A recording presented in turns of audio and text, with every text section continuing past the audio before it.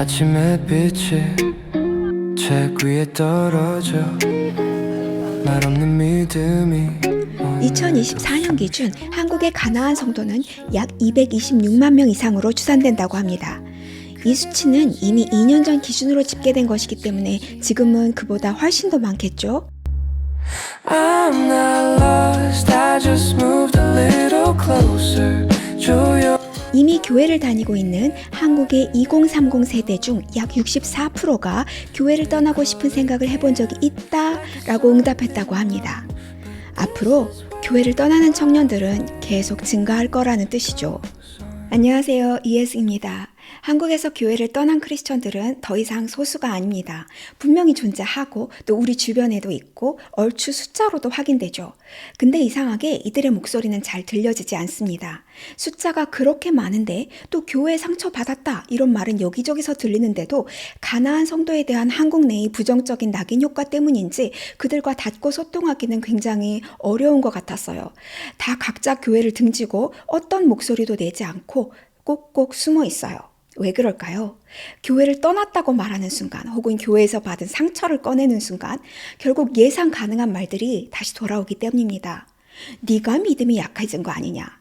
네가 뭔가 문제가 있는 거 아니냐? 그래도 결국 너는 교회에 다시 가야 되지 않겠느냐? 사람이 문제지 교회가 문제겠냐? 사람 보고 교회 다니면 안 된다는 둥 또는 네가 너무 예민한 거 아니야? 네 성격이 문제 아니야? 라는 식의 반응들. 심지어 저는 저주에 가까운 온갖 악담까지 다 들었어요. 곧 교회에서 상처를 받았다면 그건 상처받은 사람의 잘못이라는 겁니다. 상처를 설명하려던 말은 변명처럼 들리게 되고 고백은 불평처럼 취급되며 문제 제기는 그 어떤 건전한 것이라도 다시 그 개인의 신앙의 문제와 의심으로 돌아가게 됩니다. 그래서 많은 사람들이 아예 말하지 않기로 합니다. 해명하지도 않고 설득하지 않고 그저 조용히 떠날 뿐이죠. 226만 명, 그 훨씬 웃도는 숫자가 존재하지만 우리 사회의 공론장에서 그들은 거의 보이지 않는 이유입니다. 화려한 말들 대신 내가 쓰는 말로 오늘 하루를 천천히 건너가 증명은 없고 간판도 없지만 여기서 난 조금 살아. 그러나 상처가 말해지지 않는 사회는 결코 건강할 수 없습니다. 침묵은 겉으로는 평온해 보일지 모르지만 말해지지 않은 상처는 안에서 더 깊어지고 결국 누군가의 믿음과 영혼을 조용히 잃어버리게 할 수도 있습니다.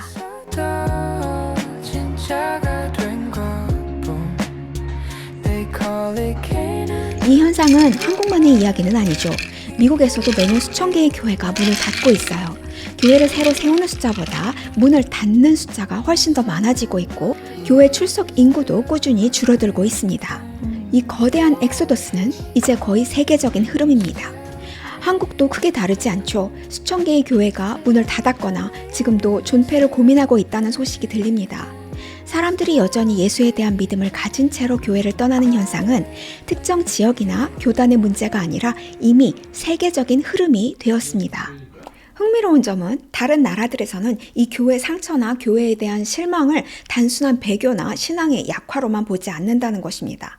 Church hurt, spiritual trauma 이런 표현이 온라인, 오프라인 사회의 여러 공론장에서 사용되고 있고요.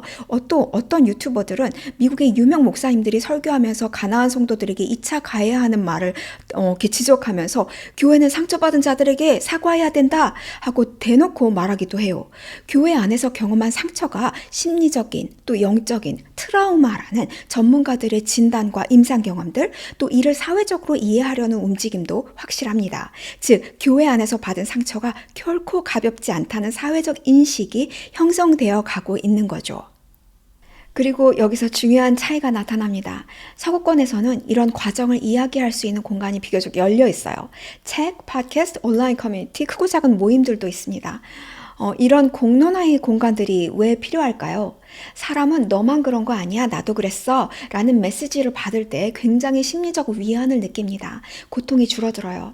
고립감, 또 정체성에 대한 의심, 가나안 성도라는 그런 낙인에 의한 수치심에서 우리 세대의 공통된 경험의 이야기로 그 마음의 부담이 훨씬 줄어들게 되는 거죠. 초대교회에서 핍박을 받았던 크리스천들이 그들의 공통의 서사로서 부당한 차별과 핍박의 고통을 이겨냈던 것처럼 교회 상처 그리고 교회에 대한 실망과 좌절은 공론화되어야 이 사회의 수많은 고통과 상처를 줄일 수 있어요. 이 흐름을 deconstruction, 신앙의 해체, 탈구조화라고 부릅니다. 서구권 크리스천들 사이에서는 이제 비교적 익숙한 개념이 되었고요. 교회를 떠났거나 또는 교회의 구조에 대해서 본질적으로 질문하기 시작한 이들의 경험을 설명하는 언어로 자리 잡았죠. 이건 단순히 믿음을 버린다는 뜻이 아니라 기존에 당연하게 받아들였던 신앙 구조와 권위 체계를 다시 질문해보는 과정입니다. 무엇이 교회의 본질이고 무엇이 우리가 만든 문화였는지, 무엇이 진짜 복음이고 또 어떤 것이 사람이 만든 시스템이었는지 다시 구분해 보려는 시도입니다. 파괴가 목적이 아니라 점검과 재정렬이 목적입니다. 그 차이가 결국 다음 단계로 이어지게 하죠. Just walking my way. deconstruction, 해체라고 하면 좀 뭔가 위험한 단어처럼 들리기도 하죠. 무언가를 부수는 것 같고 믿음을 떠나는 것 같고 또 부정하는 것처럼 느껴지기도 해요. 그런데 당시 이스라엘 교회가 완전 부패했을 때 하나님이 예레미야를 불러서 이런 말씀을 하시죠. 보라, 내가 오늘 너를 여러 나라와 왕국 위에 세워 네가 그것들을 뽑고 파괴하며 멸하며 넘어뜨리며 건설하며 심게 하였느니라. 즉, deconstruction 과정이 있어야 재건, reconstruction 단계로 넘어간다는 겁니다. 실제로 많은 사람들에게 이 신앙의 탈구조화, 즉 해체는 믿음을 버리기 위한 과정이 아니라 오히려 붙잡기 위한 과정이었습니다. 중요한 건 이런 해체, 탈구조화 사조의 질문은 끝이 아니라 전환점입니다. 무엇이 본질인지 다시 분별하려는 사람들에게 이 탈구조화는 멈춘 것이 아니라 하나의 통과 과정에 가깝습니다. 이 지점에서 방향이 갈려요. 말할 수 있는 사람은 재건으로 넘어가고 말하지 못하는 사람은 상처 안에 머무르게 됩니다. 말해지지 않은 질문은 냉소가 되고 혼자 삼킨 상처는 왜곡이 됩니다. 반대로 함께 나누어진 질문은 방향이 되고 공론화된 상처는 무언가의 새로운 토대가 되죠. 그래서 필요한 것은 침묵이 아니라 대화입니다. 정죄나 공격이 아니라 분별이고 비난이 아니라 경청입니다. 교회를 무너뜨리기 위한 담론이 아니라 더 건강하게 세우기 위한 담론들이 필요합니다. 해체는 하나의 과정입니다. 그리고 그 과정이 재건으로 이어질 수 있도록 여기저기에 말할 수 있는 공간들이 있어야 합니다. 그들을 모아서 기존 교회들과 똑같은 예배 순서와 방법으로 예배드리는 것, 그런 것이 아니라 또는 그냥 감정적인 정죄, 위로, 무조건적인 교회 비난, 이것도 아니라 그들의 상처와 심리를 좀 지식적으로 알고 케어해 줄 수 있는 그런 사람들이 있어야 한다는 겁니다.